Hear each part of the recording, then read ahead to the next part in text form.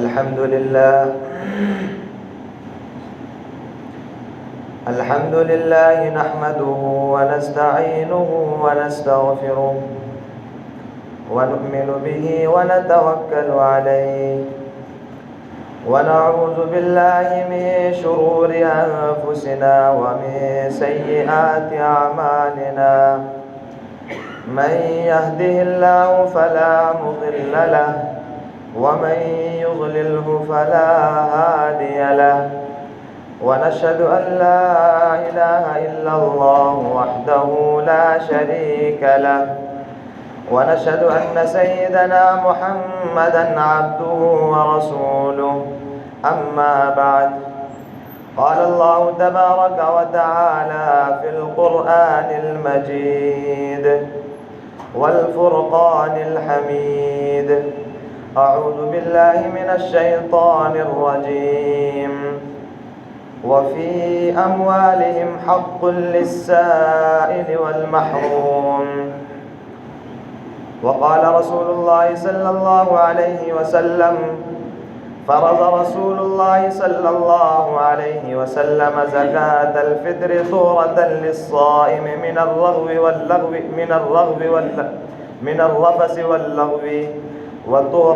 وطعمة للمساكين من أداها قبل الصلاة فهي زكاة مقبولة ومن أداها بعد الصلاة فهي صدقة من الصدقات رواه أبو داود وابن ماجه. معزز و مکرم قابل قدر عزیز ساتھیوں،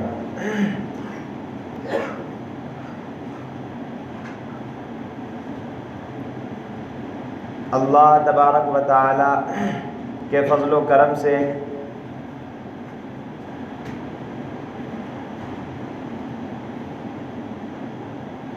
اور محض اللہ تبارک و تعالی کی مدد سے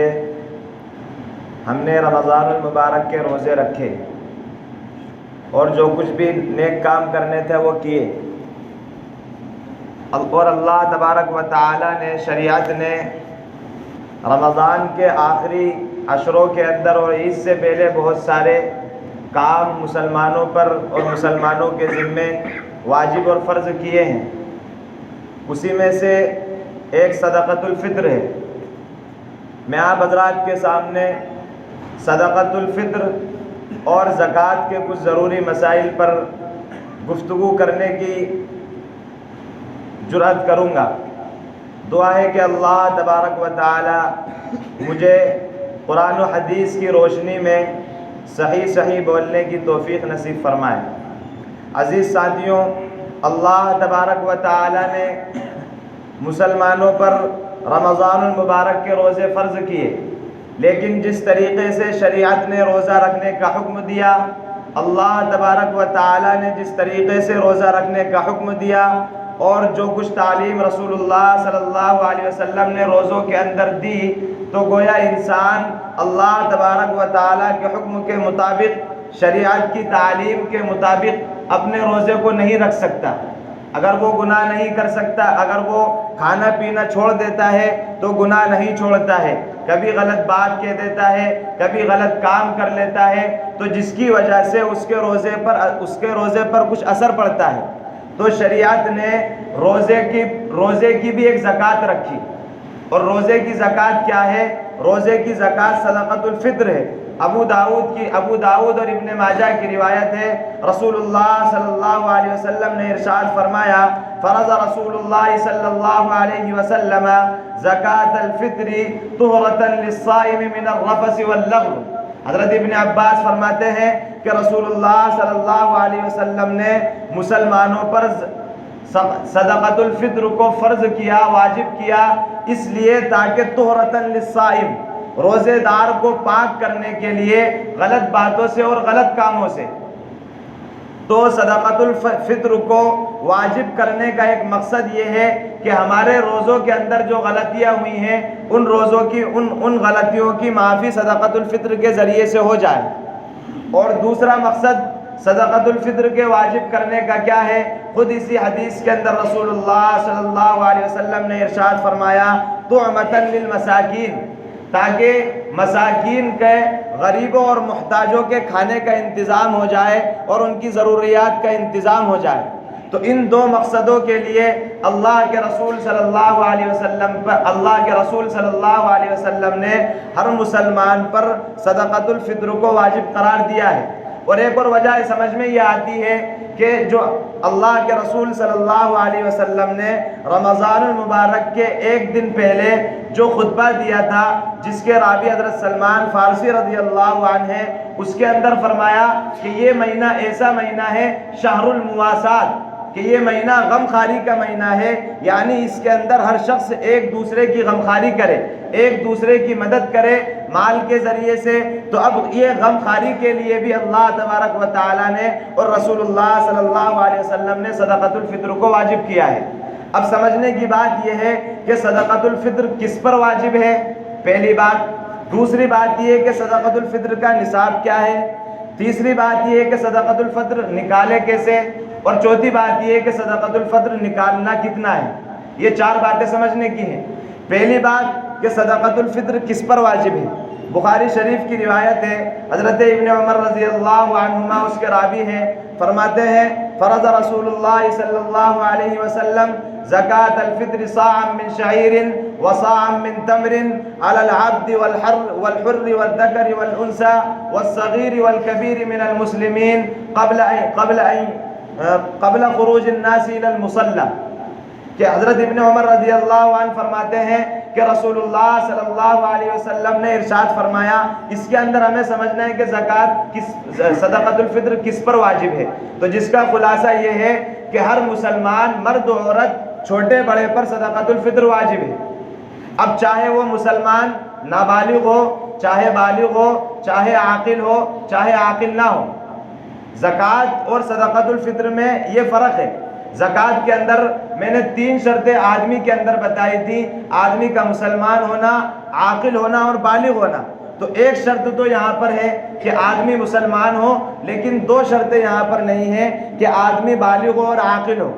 کیونکہ صدقۃ الفطر نابالغ پر بھی اللہ کے رسول صلی اللہ علیہ وسلم نے فرض کیا ہے اور غیر عاقل پر بھی فرض کیا ہے۔ لہٰذا اگر کسی کے یہاں چھوٹا بچہ ہے یا پاگل بچہ ہے تو اس پر بھی صدقۃ الفطر واجب ہوگا، اور اس کی طرف سے صدقۃ الفطر نکالنا ضروری ہے، کیونکہ صدقۃ الفطر کے اندر بالغ ہونے کی شرط نہیں ہے اور عاقل ہونے کی شرط نہیں ہے۔ تو پہلی چیز سمجھ میں یہ آئی کہ صدقۃ الفطر ہر مسلمان پر فرض ہے، چاہے وہ بچہ ہو، چاہے بڑا ہو، چاہے مرد ہو، چاہے عورت ہو۔ اور صبح صادق سے پہلے، عید کے دن صبح صادق سے پہلے جو بچہ پیدا ہو جائے گا اس پر بھی زکوٰۃ واجب ہوگی، کیونکہ صدقۃ الفطر واجب ہوگا، کیونکہ صدقۃ الفطر کے وجوب کا وقت ہے عید کے دن کی صبح صادق۔ تو اب اس دن صبح صادق سے پہلے جو بھی بچہ پیدا ہوگا اس کی طرف سے بھی صدقۃ الفطر نکالنا ضروری ہوگا۔ دوسری بات، صدقۃ الفطر کا نصاب کیا ہے، یعنی صدقۃ الفطر کون شخص نکالے گا۔ تو اب اس میں یہ ہے کہ بھئی جس شخص کے پاس بھی اتنا مال ہو کہ اس کی مالیت 52.5 تولہ یعنی چاندی کا جو نصاب ہے وہاں تک پہنچ جائے، اور اس کا مال ضرورت اصلیہ سے زائد ہو، چاہے مال نامی ہو یا چاہے مال غیر نامی ہو، اس پر صدقۃ الفطر نکالنا ضروری ہے۔ تھوڑی تفصیل سے یہ ہے کہ بھئی زکوٰۃ کے اندر مال کے اوپر سال گزرنا ضروری ہے، لیکن صدقۃ الفطر کے اوپر سال گزرنا ضروری نہیں ہے۔ دوسری بات، زکوٰۃ کے اندر یہ شرط ہے کہ اس مال کے اندر زکوٰۃ نکالنا ہے جو بڑھنے کی صلاحیت رکھتا ہو، جیسے سونا چاندی ہے، مال تجارت ہے، تو ان چیزوں کے اندر زکوٰۃ نکالی جائے گی۔ لیکن صدقۃ الفطر کے اندر یہ شرط نہیں ہے۔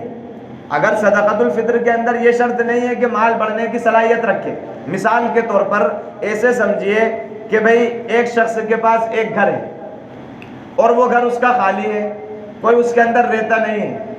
لیکن وہ بڑھنے کی صلاحیت نہیں رکھتا ہے، اس سے ہماری فنڈنگ نہیں ہو رہی ہے، ہم نے اس کو کرائے پر نہیں دے رکھا ہے، ہم نے اس کو بیچنے کے لیے نہیں رکھا ہے، لیکن کوئی اس کے اندر رہ بھی نہیں رہا ہے، تو اب وہ جو گھر ہے وہ ضرورت سے زائد ہے، کیونکہ کوئی اس کے اندر نہیں رہ رہا ہے۔ دوسری بات یہ ہے کہ وہ وہ اس گھر کے اندر اس سے فنڈنگ بھی نہیں ہو رہی، تو گویا وہ مال نابی بھی نہیں ہے، تو اب اس کے اندر زکوٰۃ واجب نہیں ہوگی، لیکن صدقۃ الفطر واجب ہوگا۔ صدقۃ الفطر اس لیے واجب ہوگا کیونکہ وہ ہماری ضرورت سے زائد ہے، ٹھیک ہے۔ اور اس دوسری بات یہ ہے کہ اس سے ہماری فنڈنگ اگرچہ نہیں ہو رہی ہے لیکن ضرورت سے زائد ہے اور نصاب کے برابر وہ پہنچ رہا ہے، اس لیے اس کے اندر صدقۃ الفطر نکالنا ضروری ہے۔ اور زکوٰۃ نکالنا اس کے اندر ضروری اس لیے نہیں ہے کہ اس سے ہماری فنڈنگ نہیں ہو رہی ہے اور وہ مال نامی نہیں ہے، یعنی مال غیر نامی ہے۔ یہ بات سمجھ میں آئی؟ تیسری بات یہ ہے کہ کتنا ہمیں صدقۃ الفطر نکالنا ہے۔ تو صدقۃ الفطر کی مقدار وہی ہے جو میں نے آپ کو روزے کی مقدار بتائی تھی، یعنی ایک شخص پر اب اس سے پہلے سمجھنا یہ ضروری ہے کہ صدقۃ الفطر کتنی چیزوں سے نکالا جائے گا۔ تو صدقۃ الفطر کے اندر حدیث کے اندر 5 چیزیں آئی ہیں کہ آپ 5 چیزوں سے نکال سکتے ہیں۔ حضرت ابو سعید خدری رضی اللہ عنہ کی روایت میں 4 ہیں جو بخاری کے اندر ہے، اس کے بعد ایک ابو داؤد کے اندر ہے۔ وہ کیا ہے؟ نمبر 1 شعیر یعنی جو، نمبر 2 کشمش، نمبر 3 تمر یعنی کھجور، اور نمبر 4 پنیر، اور نمبر 5 گیہوں۔ ان 5 چیزوں سے ہمیں زکوٰۃ نکالنا ہے۔ ان میں سے 4 کا نصاب، 4 کی مقدار یعنی کشمش، اس کے بعد پنیر، اور اس کے بعد جو، اور اس کے بعد کھجور، ان 4 چیزوں سے ہمیں 1 سا یعنی 1 کلو 50 گرام،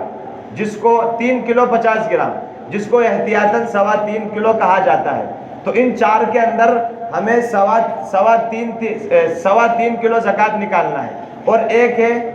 گیہوں، گیہوں کے اندر ہمیں زکوٰۃ نکالنا ہے نصف سا یعنی 1 کلو 575 گرام، جس کو احتیاطاً 1.25 کلو کہا جاتا ہے۔ اب یا تو اس کو ہم کلو گرام کے حساب سے نکالیں یا پھر ان کی قیمت لگا کر ان کی قیمت نکالیں۔ لیکن ایک بات سمجھنے کی یہ ہے، اور ایک حدیث ہے ابو داؤد کے اندر کہ حضرت ابن عباس رضی اللہ عنہما بصرہ کے اندر گئے اور فرمایا کہ اللہ کے رسول، مسلمانوں سے خطاب کرتے ہوئے، بیان کرتے ہوئے فرمایا کہ اللہ کے رسول صلی اللہ علیہ وسلم نے ہم پر صدقۃ الفطر واجب قرار دیا ہے اور صدقۃ الفطر کی مقدار یہ ہے۔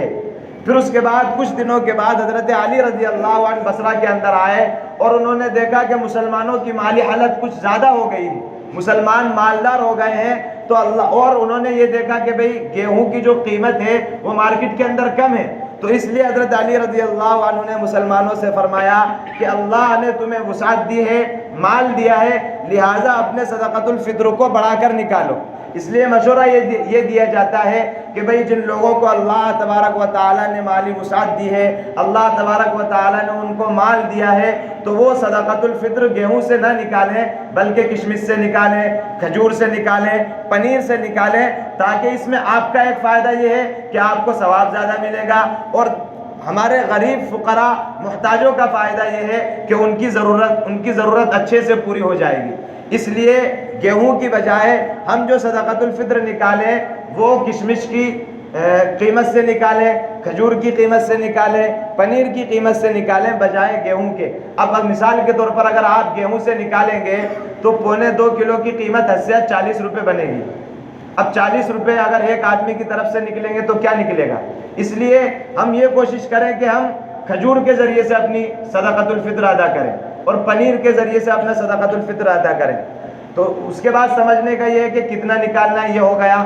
کیسے نکالنا ہے یہ بھی ہو گیا، کیونکہ اس کا وقت صبح صادق سے پہلے ہمیں نکالنا ہے، یعنی نماز کو جانے سے پہلے نکالنا ہے۔ لیکن ابن عمر رضی اللہ عنہما، ابو داؤد کے اندر روایت ہے کہ ابن عمر رضی اللہ عنہما تقریباً 2 دن پہلے نکال دیا کرتے تھے، تاکہ ہم 2 دن پہلے نکال دیں گے تو غریب بھی اپنی ضرورت کا سامان وقت سے پہلے خرید کر گھر آ جائے گا۔ اس میں ایک بات سمجھنے کی یہ ہے کہ بھئی بہت سارے لوگ ہمارے یہاں پر دوسرے ملکوں کے اندر رہتے ہیں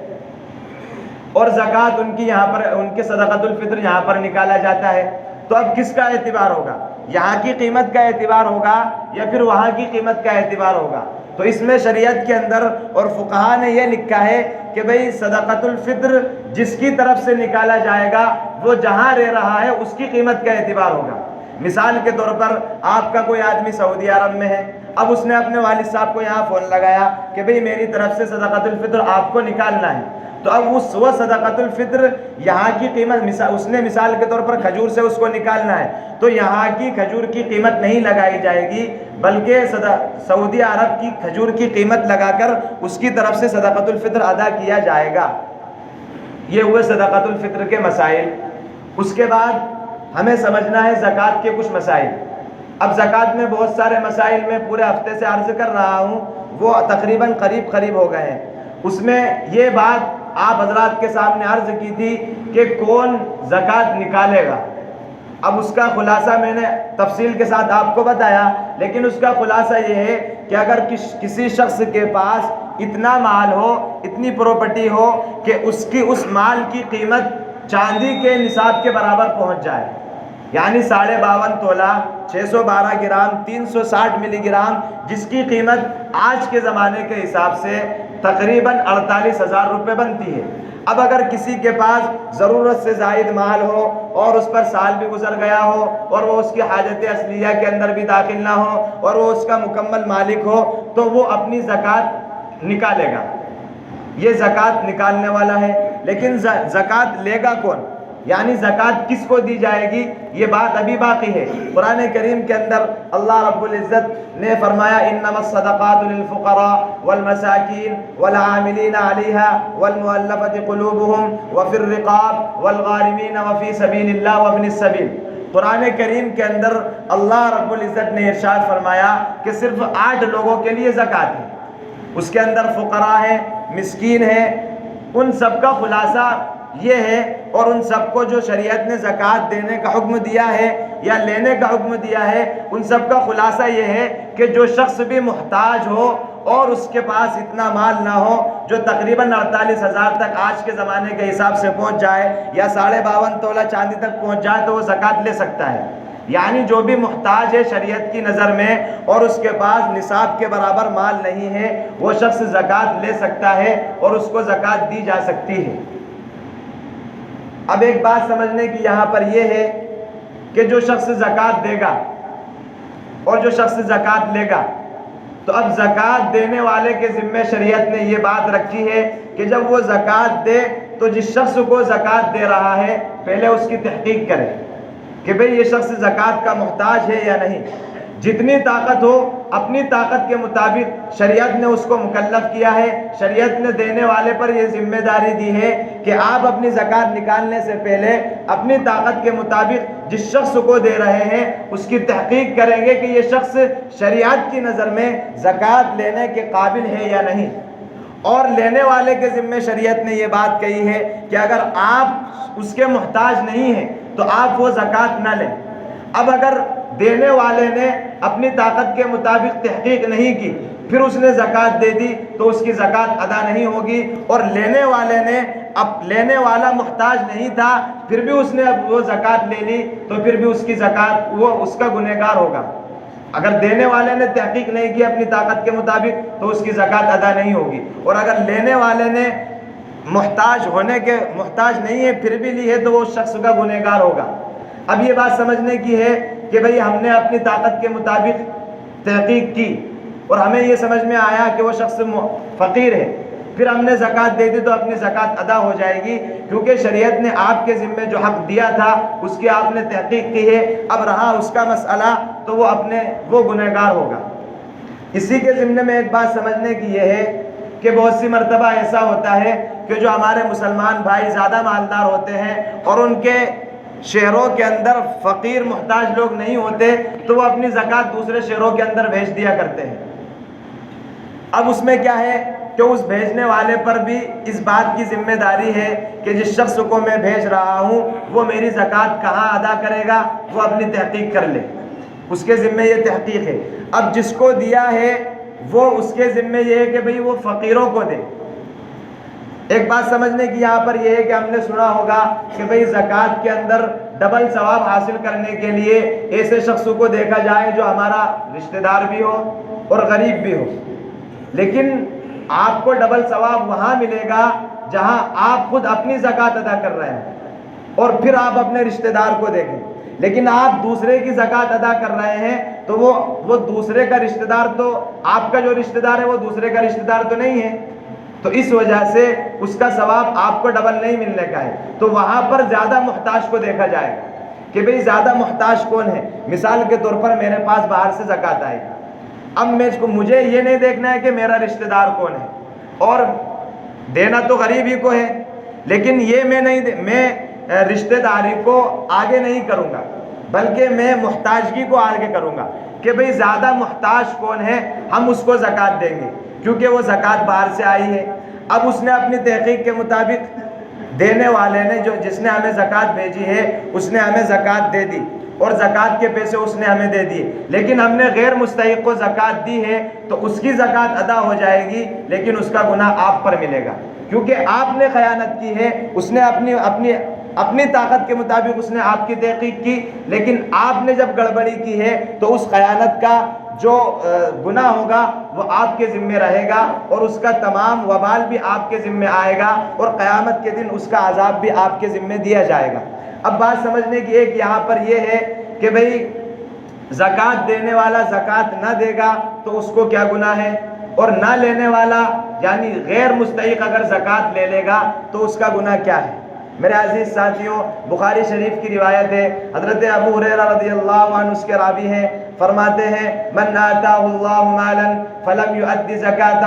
مثل له ماله يوم القیامة شجاعا نقرا له زبیبتان یطوقه يوم القیامة ثم یاخذ بلہزمتیہ ثم یقول انا کنزک انا مالک ثم تلا هذه الآیة ولا يحسبن الذین يبخلون بما آتاهم اللہ من فضله هو خیرا لهم بل هو شر لهم سيطوقون ما بخلوا به يوم القيامة ولله میراث السماوات والارض واللہ بما تعملون خبیر۔ حضرت ابو ہریرہ رضی اللہ عنہ فرماتے ہیں کہ رسول اللہ صلی اللہ علیہ وسلم نے ارشاد فرمایا، جس شخص کو اللہ تبارک و تعالی نے مال عطا کیا اور اس نے اس مال کی زکوٰۃ نہ نکالی، قیامت کے دن اس شخص کے اس مال کو ایک سانپ بنایا جائے گا، اور سانپ کیسا؟ شجاعا اقرا لہو زبیبتان، جو سانپ اپنے زہر کی وجہ سے گنجا ہو جائے گا،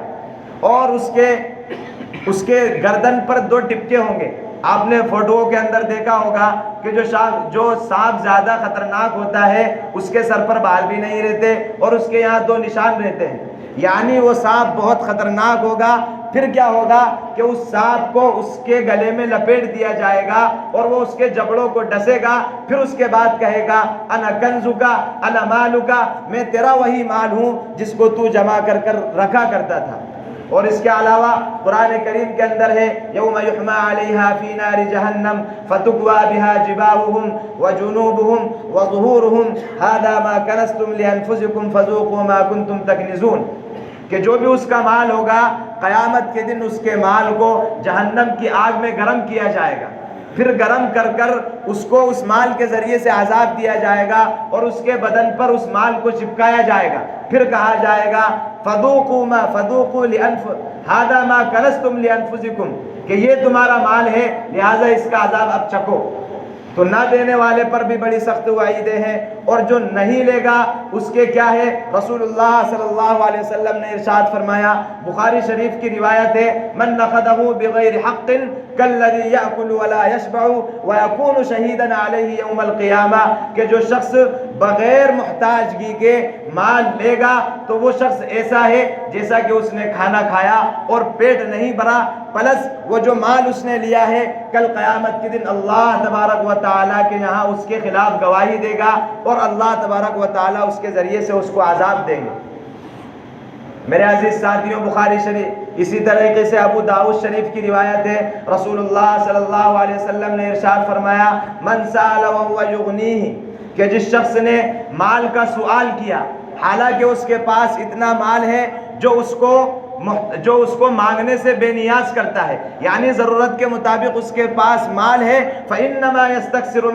من جمر جہنم، تو سوائے اس کے نہیں کہ وہ جہنم کے انگاروں کو اکٹھا کر رہا ہے، یعنی جب وہ بغیر محتاجی کے وہ مال لے رہا ہے تو کل قیامت کے دن اسی مال کے ذریعے سے جہنم کے اندر اس کو عذاب دیا جائے گا۔ اور میرے عزیز ساتھیوں، میں دینے والوں سے بھی درخواست کروں گا کہ اللہ کے رسول اللہ خود قرآن کریم میں اللہ تبارک و تعالی ارشاد فرماتے ہیں وَفِي أَمْوَالِهِمْ حَقٌّ لِلسَّائِلِ وَالْمَحْرُومِ، کہ تمہارے مالوں کے اندر مانگنے والوں کا بھی حق ہے، اور جو شرم کی وجہ سے نہیں مانگ سکتے اور وہ محتاج ہیں ان کا بھی حق ہے۔ لہٰذا آپ کے ذمے شریعت نے یہ بات رکھی ہے کہ جو لوگ ایسے غریب ہیں اور ایسے محتاج ہیں اور جن کو آپ جانتے ہیں اور جو شرم کی وجہ سے آپ کے سامنے نہیں آ سکتے، آپ ان کے پاس جا کر زکوٰۃ نکالیں، آپ ان کو گھر بلا کر زکوٰۃ نہ دیں۔ وَآتُوا الزَّکَاۃ، قرآن یہ کہتا ہے کہ آپ زکوٰۃ نکالیں، نہ یہ کہتا ہے کہ فقیر سے یہ نہیں کہتا کہ آپ زکوٰۃ جا کر مانگیں، بلکہ آپ کو شریعت نے مکلف کیا ہے کہ آپ اپنے حصے کی زکوٰۃ جا کر نکالیں، کیونکہ آپ جب زکوٰۃ نکال رہے ہیں نہ تو آپ نے اللہ پر احسان کیا ہے نہ اس فقیر پر احسان کیا ہے۔ اللہ پر احسان اس لیے نہیں کیا کہ اللہ نے آپ کو مال دیا ہے، اور اس فقیر پر احسان اس لیے نہیں کر رہے ہیں کیونکہ اس کے حصے کا مال اللہ تبارک و تعالیٰ نے آپ کو دیا ہے۔ اگر اللہ تبارک و تعالیٰ اس کو دے دیتے تو پھر آپ کیا کرتے؟ لہٰذا دینے والے کے ذمے یہ ہے کہ جہاں تک ہو سکے اپنی زکوٰۃ کو خاموشی کے ساتھ دے دیں۔ ہاں اس وقت شریعت آپ کو اجازت دیتی ہے کہ اگر کوئی آپ کے بارے میں یہ شک کرتا ہے کہ آپ زکوٰۃ نہیں دیتے تو پھر آپ کھلم کھلا زکوٰۃ دے سکتے ہیں، لیکن جب آپ کو معلوم ہے اور سب لوگ جانتے ہیں کہ بھئی فلاں شخص زکوٰۃ دیتا ہے، تو اپنے زکوٰۃ کو مستحق تک پہنچائیں۔ اور مستحق اکثر ایسے لوگ ہوتے ہیں جو اپنی عزت کا خیال رکھتے ہوئے آپ کے سامنے نہیں آتے، اس لیے ان کے گھروں پر جا کر پہنچائیں۔ اور لینے والے سے بھی کہتا ہوں کہ خدایا مانگنا نہیں، کیونکہ اگر تم انسان سے مانگو گے تو یہ دے کر تمہیں ذلیل کرے گا، یہ دے کر تم پر احسان جتلائے گا، اور اگر اللہ تبارک و تعالیٰ سے مانگو گے تو اللہ تبارک و تعالیٰ تمہیں دے کر خوش ہوگا، پلس تمہارے مال کے اندر اضافہ بھی کرے گا۔ اس لیے دینے والا بھی احتیاط کرے، لینے والا بھی احتیاط کرے۔ دعا ہے کہ اللہ تبارک و تعالیٰ ہم سب کو عمل کرنے کی توفیق نصیب فرمائے۔ وما توفیقی الا باللہ۔ ایک سوال ہے، آپ نے بولا کہ جو زکوٰۃ دے رہے ہیں ان کو انکوائری کرنی ہے کہ بھئی جو آپ زکوٰۃ دے رہے ہیں وہ مستحق ہے کہ نہیں ہے، برابر؟ تو چندہ لینے آتے ہیں سب، کبھی کوئی آسام سے آتا ہے، کوئی بنگال سے آتا ہے، کوئی کہیں سے آتا ہے چندہ لینے۔ تو بنگال میں اور آسام میں تو ہم جا نہیں سکتے کہ بابا ہم وہاں جا کے ہم انکوائری کریں کہ یہ مستحق ہے یا نہیں ہے، اس صورت میں کیا کرنے کا؟ یہ جو زکوٰۃ دے رہے ہیں، دیکھو باہر سے جو دو لوگ آتے ہیں ان کی دو قسمیں ہو سکتی ہیں۔ باہر سے جو لوگ آتے ہیں ان کی دو قسمیں ہو سکتی ہیں۔ ایک تو یہ کہ بھئی وہ مدرسے کے لیے لینے آ رہے ہیں، تو وہاں آپ کے ذمے یہ بات نہیں بھی آپ سیدھے دے دیجئے، کیونکہ مدرسے کے اندر اکثر لوگ غریب ہوتے ہیں، فقیر ہوتے ہیں، اور وہاں پر ڈبل ثواب ہے۔ ڈبل ثواب کیوں ہے؟ کیونکہ قرآن کریم کے اندر اللہ رب العزت ارشاد فرماتے ہیں فی سبیل اللہ، زکوٰۃ فی سبیل اللہ کے اندر بھی یعنی اللہ کے راستے کے اندر نکالی جائے گی۔ اب جب آپ وہاں مدرسے کے اندر دیں گے تو وہاں دو آپ کے ثواب ہوں گے۔ ایک تو یہ کہ وہاں پر جو فقیر محتاج ہیں وہاں پر آپ کی زکوٰۃ پہنچے گی، پلس وہ دین کا کام ہے تو دین کے کام کے اندر بڑھوتری ہوگی، تو گویا آپ نے دین کے کام کے اندر مدد بھی کی، تو ایک تو آپ کو ثواب ملا فقیر کی مدد کرنے کا، دوسرا آپ کو ثواب ملا دین کے اندر مدد کرنے کا۔ اور دوسرا یہ ہوتا ہے کہ بھئی مسلمان لوگ مانگنے آئے لیکن وہ کہاں کے نہ ہوں، وہ مدرسے کے نہ ہوں، تو اب اس میں ہمارے ذمے سب سے پہلے جہاں گاؤں کے اندر ایک کمیٹی رہتی ہے ہر جگہ، وہ باہر سے آنے والوں کی چاہے وہ مدرسہ ہو جو کوئی بھی ہو، وہ جب آتا ہے تو پہلے اس کی تحقیق کی جاتی ہے، تو آپ پہلے اس کی تحقیق کریں گے اگر وہ مدرسے سے نہیں آیا ہے، پھر اگر وہ محتاج ہے تو آپ اس کو دیں گے، اور اگر محتاج نہیں ہے اور پھر آپ نے اس کو دے دیا لیکن آپ نے اپنی تحقیق کر لی، تو میں بتا چکا ہوں آپ کی طرف سے زکوٰۃ ادا ہو جائے گی، لیکن جب اس نے غیر محتاج ہے پھر اس نے لیا ہے تو پھر اس کی زکوٰۃ ادا نہیں ہوگی۔ اور یہیں پر ایک درخواست میں کمیٹی سے یہ کر سکتا ہوں کہ بھئی آپ اپنے پورے محلے کا ایک لسٹ بنا کر رکھیے، اس کے اندر آپ کے اس لسٹ میں یہ ہو کہ بھئی کتنی بیوہ ہمارے گاؤں کے اندر ہے، کتنی ایسی کمزور مرد اور عورت ہیں جو کما نہیں سکتے، اور کتنے بچے ایسے ہیں جو فیس کی وجہ سے اسکول کے اندر یا مدرسے کے اندر نہیں پڑھ سکتے، تو پھر آپ زکوٰۃ کے پیسے وہاں ان کے گھر جا کر دیجئے کہ آپ اپنی محتاجگی کی وجہ سے اپنے بچوں کو نہیں پڑھا سکتے تو ہم لوگ اپنی زکوٰۃ کے پیسوں سے پڑھائیں گے۔ لہٰذا کمیٹی کے ذمے بھی ایک بات یہ ہے کہ اپنے گاؤں کی لوگوں کی زکوٰۃ صحیح لوگوں تک پہنچانے کی کوشش کرے اور خود اپنے ذمے بھی اس کی تحقیق ہے. اگر کوئی دوسرا سوال ہو. بس یہی ہے کہ وہ انکوائری کرنے کو آپ نے بولا نا, تو وہاں تو ہم انکوائری نہیں کر سکتے نا. نہیں, جب یہاں آئے گا وہ آپ کے یہاں تو آپ اس کی تحقیق کریں گے نا پہلے. ایک مدرسے کا اگر ہے تو مدرسے کی تصدیق نامے لی جائے گی, اور اگر وہ باہر کا آیا ہے, اب کبھی کبھی ایسا بھی ہوتا ہے کہ باہر سے لوگ آتے ہیں شادی کے نام پر پیسہ لینے. ٹھیک ہے, شادی کے نام پر پیسہ دیا جائے گا, لیکن اس شخص کو جس کے پاس تقریباً 48,000 کی مالیت اپنی ضرورت سے زائد نہ ہو. ٹھیک ہے, اب اس میں ہوتا کیا ہے کہ وہ باہر سے آتا ہے, اب ایک دو شخص ہی اس کو اتنا مال دے دیتے ہیں کہ بھئی وہ اس کیٹیگری سے نکل جاتا ہے, یعنی وہ زکوٰۃ کا مستحق نہیں رہتا. اب پھر بھی اس کو زکوٰۃ دی جا رہی ہے تو اس میں دینے والوں کی غلطی ہے جب اس کے پاس اتنا مال ہو گیا ہے. ہاں, اگر شریعت, پہلی بات تو شادی کی جائے شریعت کے مطابق تو میں سمجھتا ہوں 48,000 50,000 میں ہو جائے گی, تو آپ اس کو وہاں تک دیجئے. پھر اس کے بعد مزید فضول خرچی کے لیے وہ زکوٰۃ لے رہا ہے اور آپ کو معلوم بھی ہے, تو آپ اس کے گناہ گار ہوں گے, کیونکہ آپ نے گناہ پر اس کا تعاون کیا ہے. تعاونوا علی البر والتقوی ولا تعاونوا علی الاسم والعدوان. قرآن نے ایک اصول بیان کر دیا کہ ایک بھائی آپ گناہ پر مدد نہ کیجئے بلکہ نیکی پر مدد کیجئے. جب وہ محتاج نہیں ہے, شادی کے نام پر مانگ رہا ہے, پھر آپ نے اس کو دیا, اس نے اپنے گھر پر ڈی جے منگائے, ناچ گانے کرائے, تو ان سب میں گویا آپ نے تعاون کیا, تو اس تعاون کا گناہ آپ پر ملے گا. لیکن جب کہ آپ نے اس کی تحقیق نہیں کی, اور آپ نے تحقیق کی اور آپ کو لگا کہ بھئی یہ محتاج ہے, پھر آپ نے دے دیا, تو آپ پر اس کا گناہ نہیں ہوگا, لینے والا اس کا گنہگار ہوگا.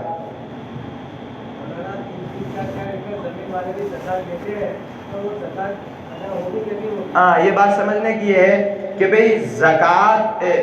یہ جو ہماری زمین ہے یہ زمین مال نامی نہیں ہے.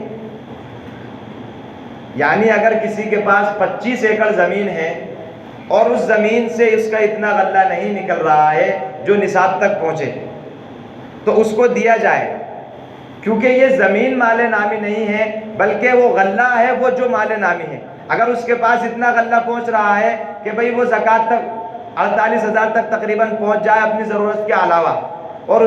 تو اب اس کو زکوٰۃ نہیں دی جائے گی. لیکن اس کے پاس اگرچہ 50 ایکڑ زمین ہے, 100 ایکڑ زمین ہے, 500 ایکڑ زمین ہے, لیکن اس کی ضرورت گھر سے پوری نہیں ہو رہی ہے, اس زمین سے اس کی ضرورت پوری نہیں ہو رہی ہے, اور اس کا جو غلہ ہے وہ نصاب تک نہیں پہنچ رہا ہے, یعنی وہ محتاج شخص ہے, اگرچہ اس کے پاس 50 ایکڑ زمین ہے, پھر بھی اس کو زکوٰۃ دی جائے گی. سمجھے بھئی, یہ مسئلہ سمجھے؟ کیونکہ اگر نہیں سمجھو گے, باہر جا کر کچھ گڑبڑی ہوگی تو اس میں میرا بھی نقصان ہے. آپ کہیں گے بھئی میں نے غلط بتا دیا, اس لیے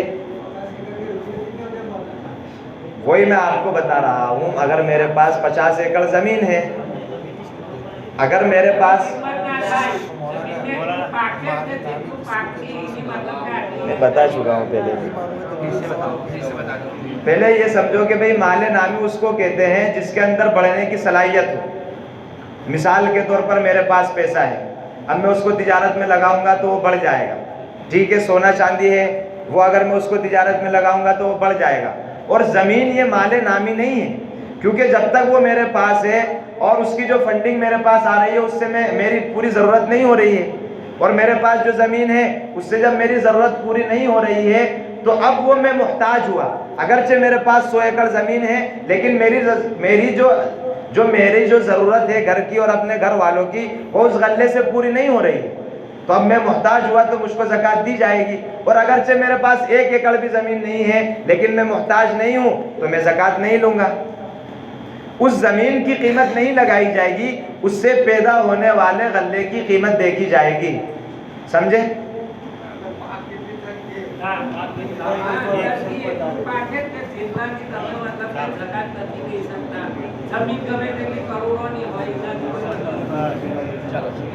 ٹھیک ہے,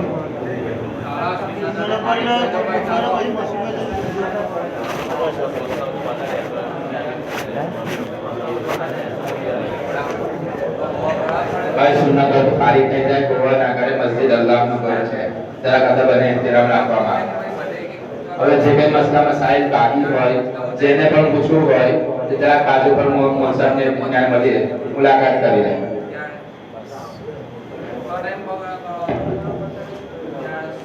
બસ ચાલો.